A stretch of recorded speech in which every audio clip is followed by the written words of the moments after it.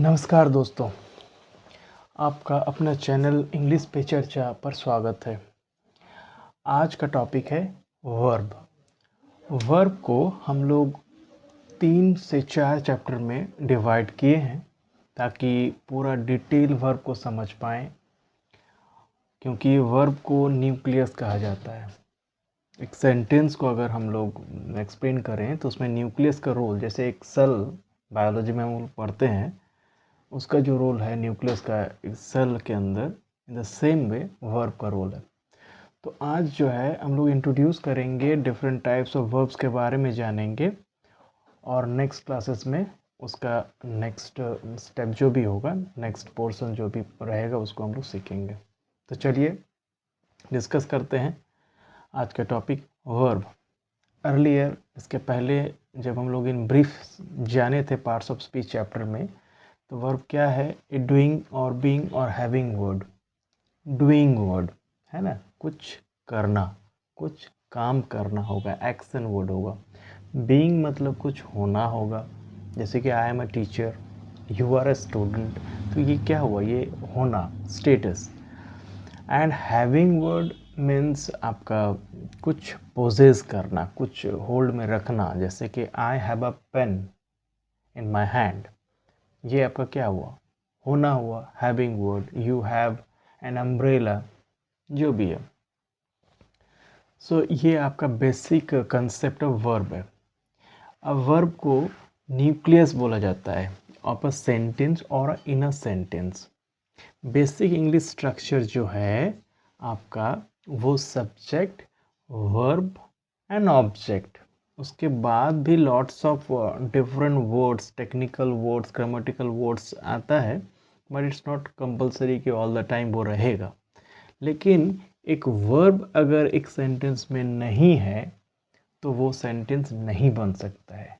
On the other side, अगर verb ही है तो हम लोग एक सेंटेंस बना ही सकते हैं। जैसे कि कम, सपोज कोई बाहर से आ रहा है, उसको हम बोल रहे हैं कि come, that means you come inside. तो दैट, वहाँ पर क्या है कि खाली कम एक वर्ड है जो कि वर्ब है और वो पूरा सेंस को क्लियर कर रहा है, तो वहाँ पर कम इटसेल्फ एक सेंटेंस का फंक्शन कर सकता है। नेक्स्ट, वर्ब का क्लासिफिकेशन किस आधार पर, ऑन डिफरेंट डोमेन्स, क्या क्या आधार है वर्ब को देखते हैं।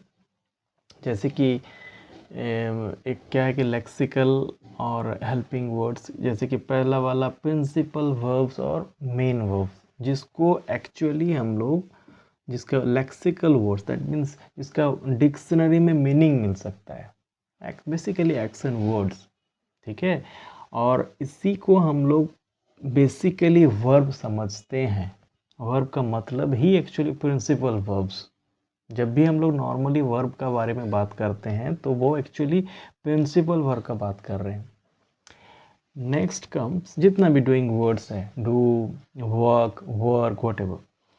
ऑक्सिलियरी वर्ब्स और दूसरा नाम है हेल्पिंग वर्ब्स। ऑक्सिलियरी और हेल्पिंग मतलब हेल्प करता है ना, नाम से ही पता चल रहा है किसको हेल्प कर रहा है, तो किसी और को नहीं, प्रिंसिपल वर्ब को ही हेल्प करेगा कि क्या करने में, उस सेंटेंस में टेंस फॉर्म करने में और अदर ग्रामेटिकल एस्पेक्ट जो भी निभाने में, ठीक है। जैसे कि आई राइट, आई राइट, तो यहाँ पर राइट जो है आपका वर्ब है, एक्शन वर्ड, तो वो हो गया प्रिंसिपल वर्ब। बट अगर हम बोलते हैं I am writing, I am writing, तो यहाँ पर देखिए एम यूज़ हुआ है और वर्ब के पहले, सब्जेक्ट और वर्ब के बीच में हुआ है, और वर्ब का फॉर्म भी चेंज हुआ है, I N G has been added, add किया गया है ना।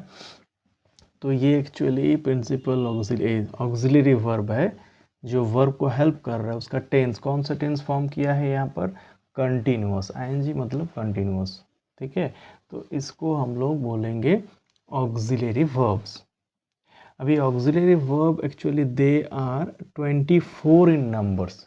इंग्लिश में टोटल 200 टोटल 24 है, उसके अंदर प्रिंसिपल ऑक्सिलरीज 11 होता है, मॉडल्स जो है 13 होता है। इन डिटेल हम लोग इसका एक अलग चैप्टर बनेगा ऑक्सिलरी वर्ब का, क्योंकि यूसेज ऑफ मॉडल्स हम लोग को जानना है, जो बात करने में या लिखने में बहुत ज़्यादा रिक्वायरमेंट उसका होता है। ठीक है, तो इन डिटेल नेक्स्ट चैप्टर में हम लोग इसको देखेंगे। अभी जो लिस्ट भी दिया जाएगा आपको 24 क्या है, do group, be group, have group, उसके बाद फिर shall, should, can, could, may, might करके पूरा 24 है। नेक्स्ट जो है यहाँ पर आपका ऑब्जेक्ट रिलेटेड कैटेगरी किया गया है कि प्रेजेंस ऑब्जेक्ट है कि नहीं। जैसे कि हम बोल रहे थे यहाँ पर हर एक सेंटेंस में ऑब्जेक्ट होगा ही ऐसा कुछ नहीं है, और वर्ब के बाद जो वर्ड आता है वो ऑब्जेक्ट ही है ऐसा भी कोई कन्फर्मेशन नहीं होता है। वो डिपेंड करता है कि वहाँ क्या रोल प्ले हो रहा है, क्या सेंस क्या है। ठीक है, तो यहाँ पर बोला गया है कि वर्ब्स टेकिंग वन ऑब्जेक्ट, माने वर्ब के बाद जो ऑब्जेक्ट होता है, अगर वर्ब के बाद ऑब्जेक्ट है, जैसे कि आई राइट ए लेटर, तो मैं क्या लिख रहा हूँ, what do I write a letter, तो ये आपका ऑब्जेक्ट हो गया। और ये वर्ब के बाद ये ऑब्जेक्ट आ रहा है, कितना ऑब्जेक्ट है, ए लेटर, इसको हम लोग बोलेंगे ट्रांजिटिव वर्ब। इंट्रांजिटिव के सेंस में क्या है कि नो ऑब्जेक्ट, वहाँ पर ऑब्जेक्ट नहीं होता है, ऑब्जेक्ट नहीं है वहाँ पर। जैसे कि ही स्लिप्स, यहाँ पर देखिए एग्जांपल, ही स्लिप्स, उसका ऑब्जेक्ट नहीं है। वेल क्या है, कैसे सो रहा था, एक्चुअली कैसा सो रहा था, तो that was sound sleep he was taking, तो वो अलग चीज़ है, लेकिन यहाँ पर ऑब्जेक्ट नहीं होता है ना। अब ऑब्जेक्ट क्या है उसका भी एक्सप्लेनेशन हम लोग देखेंगे। बेसिकली हम लोग वर्ब को व्हाट और whom ये दो वर्ड से जब क्वेश्चन पूछते हैं जो आंसर मिलता है, जैसे कि what do I write a letter, और वो एक नाउन है, लेटर है ना, तो वो आपको ऑब्जेक्ट उसको बोला जाता है। डाइट्रांजिटिव वर्ब्स का क्या बात है कि यहाँ पर डबल ऑब्जेक्ट रहेगा, जैसे कि he gave me a pen. अब देखिए यहाँ पर गिव है ना, तो what did he give me a pen, और whom did he give a pen ना मी, तो दोनों जगह एक अलग अलग आंसर आ रहा है। एक तो पर्सन है ना, और एक ऑब्जेक्ट है या थिंग है। तो ऑब्जेक्ट को डायरेक्ट ऑब्जेक्ट बोला जाता है और पर्सन को इनडायरेक्ट ऑब्जेक्ट बोला जाता है। इन फ्यूचर हम लोग उसके बारे में भी इन डिटेल पढ़ेंगे। तो यहाँ पर डबल ऑब्जेक्ट्स है, ये आपको याद रखना चाहिए। तो ये हो गया आपका ट्रांजिटिव, इंट्रांजिटिव, डाइट्रांजिटिव वर्ब्स। नेक्स्ट सबसे इम्पॉर्टेंट, इसको हमको पहले पढ़ना है क्योंकि फाइनाइट नॉन फाइनाइट भी सबसे इम्पॉर्टेंट है। ठीक है, ये एक्चुअली बाय मिस्टेक नीचे लिखा गया है। तो देखिए finite verbs and non finite, इस क्या डोमेन क्या है, किस आधार पर, जैसे कि shows tense agrees with the verb, है ना।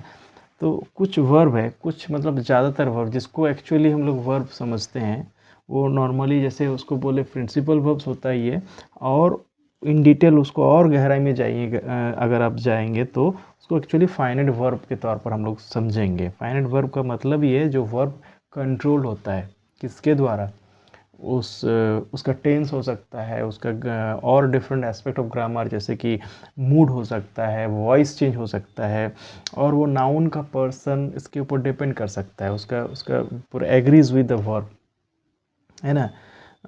Sorry, agrees with the verb नहीं, एग्रीज विद द सब्जेक्ट होगा, सब्जेक्ट के साथ एग्रीमेंट करता है।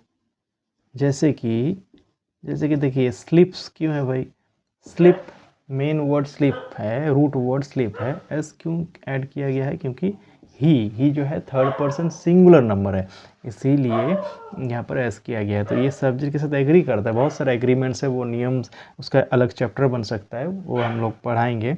और उसका टेंस भी शो करता है, ये प्रेजेंट टेंस है, प्रेजेंट इंडिफिनिट टेंस में वर्ब के साथ एस और एस ऐड होता है, तो ये फाइनाइट वर्ब कहलाता है।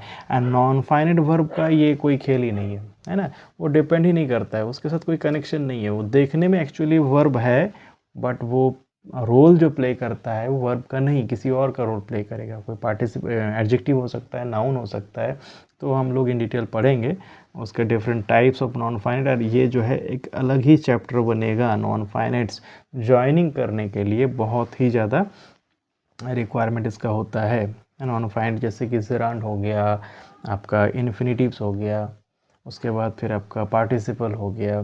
तो ये जो है यहाँ देखिए समझने के लिए he likes to play.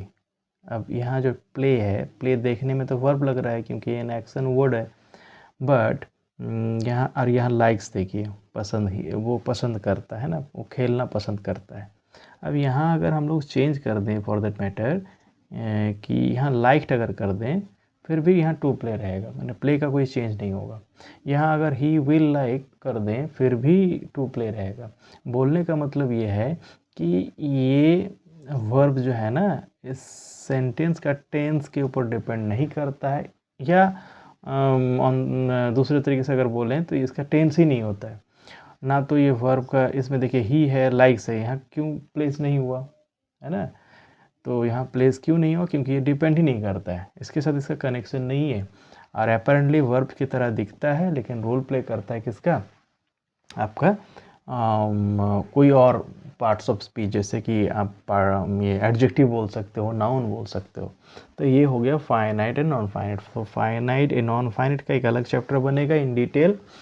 And now आप यहाँ पर आ जाइए, regular verbs and irregular verbs. Regular verbs का मतलब क्या है कि जिसका पास्ट फॉर्म या पास्ट पार्टिसिपल फॉर्म दोनों ईडी के साथ, जैसे कि वर्क, वर्क। अब इसका पास्ट फॉर्म क्या है, वर्कड। ईडी पास्ट पार्टिसिपल क्या है, वर्कड। एक ही प्रकार का होता है और एक सीक्वेंस में एक चलता है, worked worked, work worked worked, ठीक है। लेकिन कुछ वर्ब है जिसका अंदरूनी चेंज होता है, जैसे कि आप बोलिए कि स्विम, स्विम, तो स्विम, स्वयं, स्वम। तो बोलने का मतलब है कि ये लेकिन ऐसा ईडी ऐड करके इसका पास्ट फॉर्म या पास्ट पार्टिसिपल फॉर्म नहीं होता है, ठीक है। स्विम स्वयं स्वयं होता है, स्विम स्वयं स्वयं होता है। तो इस चीज़ को समझ लीजिए कि यही सब वर्ब को हम लोग इरेगुलर वर्ब्स बोलेंगे, और ये जो है रेगुलर वर्ब्स है, ठीक है। इसका जब हम लोग टेंस पढ़ेंगे उसमें आपको देखना है इरेगुलर वर्ब्स का बहुत सारा लिस्ट है, जिसको थोड़ा मेमोराइज करना पड़ता है, ताकि आगे जाके आप जब बोलोगे या लिखोगे या ग्रामेटिकल कुछ भी एस्पेक्ट जैसे वॉइस चेंज या नरेशन करोगे तो उसके लिए उसका मेमोराइज रखना ज़रूरी होता है, ठीक है। और लिंकिंग वर्ब्स एंड कॉपुलेटिव वर्ब्स, मैंने लिंकिंग वर्ब और कॉपुलेटिव वर्ब्स क्या है कि सब्जेक्ट वर्ब के साथ एक्चुअली जो वर्ब सब्जेक्ट और कम्प्लीमेंट को जोड़ता है, लिंकिंग, है ना। अब कम्प्लीमेंट क्या है भाई, कम्प्लीमेंट आपका ऑब्जेक्ट नहीं होता है। हम लोग का बेसिक सेंस एक नॉर्मल सेंस होता है ना कि वर्ब के बाद जो भी आ रहा है वो ऑब्जेक्ट, पहले ही हम बता चुके हैं कि वर्ब के बाद जो भी आएगा वो ऑब्जेक्ट ही होगा, ऐसा कुछ नहीं है। कॉम्प्लीमेंट बेसिकली कॉम्प्लीमेंट मतलब that completes the sense in a sentence, जैसे कि ही इज़ ए टीचर। अब यहाँ पर देखिए ही और टीचर सेम पर्सन है, और इज़ वर्ब जो है जिसको हम लोग लिंकिंग वर्ब बोलते हैं, बी वर्ब सब लिंकिंग वर्ब है, ये जोड़ रहा है दोनों को, एक ही व्यक्ति है, ही और टीचर। टीचर जो है वो ही है, ही जो है वो टीचर है। तो इस टाइप के वर्ब को हम लोग लिंकिंग वर्ब बोलते हैं या कॉपुलेटिव वर्ब बोलते हैं। और यहाँ a teacher is not object, ये कॉम्प्लीमेंट है। अब आप बोल ही सकते हैं कि सर आप बोलें कि हु और हुम दे के जो क्वेश्चन करेंगे जो मिलेगा वो आपका ऑब्जेक्ट होगा। नॉट नेसेसरीली, हर वक्त ऐसा नहीं होता है। यहाँ पर देखिए टीचर कौन है, ही है, तो सब्जेक्ट एंड ऑब्जेक्ट का रिफ्लेक्शन है यहाँ पर। ऑब्जेक्ट क्या है, सब्जेक्ट का ही, सब्जेक्ट ही है, अलग कोई व्यक्ति नहीं है, तो ये ऑब्जेक्ट नहीं हो सकता है वहाँ पर, तो वो एक्चुअली कॉम्प्लीमेंट है। लेकिन दूसरा केसेस में आई राइट ए लेटर, यहाँ आई और ए लेटर अलग चीज़ है ना, तो इसको यहाँ ऑब्जेक्ट बोलेंगे हम लोग, ठीक है। इन डिटेल और हम लोग थोड़ा देखेंगे बाद में जब भी मौका मिलेगा। स्टेट वर्ब्स जो है, यहाँ पर स्टेट का मतलब ये कंडीशन समझाएगा, कुछ सिचुएशन, जैसे कि अपीयर, चेंज, फील। अच्छा, ये सब वर्ब का कभी भी कंटिन्यूस फॉर्म नहीं होता है, याद रखिएगा। I am feeling happy, no, ये करेक्ट इंग्लिश नहीं है। इसीलिए हम बोल रहे हैं कि ग्रामर जानना इतना ज़रूरी है। I feel happy, the sun is rising, no the sun rises. तो ये सब जो भी है स्टेट वर्ब्स होता है, उसका कंटिन्यूअस टेंस कभी भी नहीं होता है। अब स्पोकन में हम लोग बोल देते हैं, कोई भी सेलिब्रिटी बोल रहा है, हम लोग को लगता है ये करेक्ट ही बोल रहा होगा। नहीं, ऐसा कुछ नहीं है, गलती होता ही है सबसे, लेकिन ये आपको सेंस में रखना चाहिए। लैंग्वेज को जब भी जानना होगा तो आपको करेक्ट लैंग्वेज ही जानना चाहिए, चाहे वो हिंदी हो, चाहे आपका इंग्लिश हो, चाहे कोई भी और लैंग्वेज हो। नेक्स्ट आता है causative verbs, to make someone do, यानी किसी और को कुछ करवाना, है ना। जैसे कि जैसे एक है आई राइट द लेटर, हम खुद लिख रहे हैं ना, यहाँ I make the kite fly. Make the kite, इसका मतलब क्या हुआ, I make the kite fly, मतलब मैं पतंग उड़ा रहा हूँ, मैं उड़ाता हूँ। तो ये पतंग को उड़ाया जा रहा है, पतंग खुद ब खुद नहीं उड़ सकता है, उसको उड़ाया जा रहा है। तो ये जो मेक कंस्ट्रक्शन के साथ हम लोग किए हैं, मेक द काइट फ्लाई, इसको बोला जाता है कॉजेटिव वर्ब। ठीक है, जैसे कि आई ईट एंड आई फीड, क्या है, आई ईट मतलब खुद खा रहे हैं, और आई फीड मतलब खिला रहे हैं, तो वो किसी और को वो एक्शन करवा रहे हैं, तो वो जो सेंस है उसको पॉजिटिव सेंस बोला जाता है। तो इस टाइप का वर्ब हम लोग जो जब भी फॉर्म करेंगे, I make the kite fly, I make him right, I make you understand मतलब आपको समझाया, आई अंडरस्टैंड में खुद समझा, आई मेक यू अंडरस्टैंड आपको समझाया। तो ये जो है डिफरेंट टाइप्स ऑफ वर्ब्स है। ये आपका पहला आपका पार्ट हो गया वर्ब का, बेसिक कंसेप्ट अबाउट वर्ब्स। इसके बाद नेक्स्ट इन डिटेल हम लोग जानेंगे ऑक्सिलरी वर्ब्स, जो पार्ट 2 आएगा इसका, और उसके बाद फिर नॉन फाइनाइट का एक अलग चैप्टर आएगा जो बहुत ही ज़्यादा इम्पॉर्टेंट है। आई होप आपका पूरा कंसेप्ट क्लियर हुआ है, और कोई भी डाउट हो तो आप प्लीज़ कमेंट बॉक्स में कमेंट करिए, अपना क्वेश्चन पूछिए, मैं पूरा कोशिश करूँगा आपको सेटिस्फैक्ट्री आंसर देने का। और मिलते हैं अगले चैप्टर में, तो कीप लर्निंग, थैंक यू।